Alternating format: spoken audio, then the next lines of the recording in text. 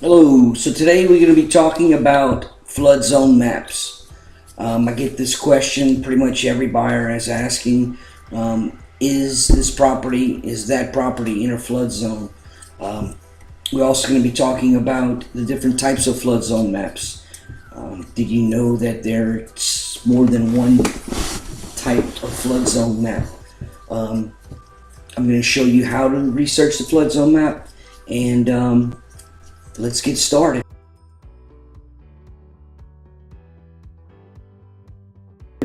Okay, so you go to Google and you just type in Louisiana Flood Zone Map. Okay, click enter, and it should be the first one. It's the LA Flood Maps. It's the Louisiana Ag Center Flood Maps. Click on that. This window will pop up. You just click continue, and then it'll ask you for an address. I'm going to use my parents' home in Church Point that I'm selling. Address and click go. Now it'll take you directly to the address, and right here it'll bring you up this pop-up window, and it'll say flood zone. Okay, flood zone X. Now keep in mind there are three main types of flood zones in Acadiana.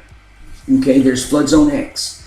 What is flood zone X? Basically, it's lower risk flood zone, and it does not require flood insurance. Flood zone X does not require flood insurance.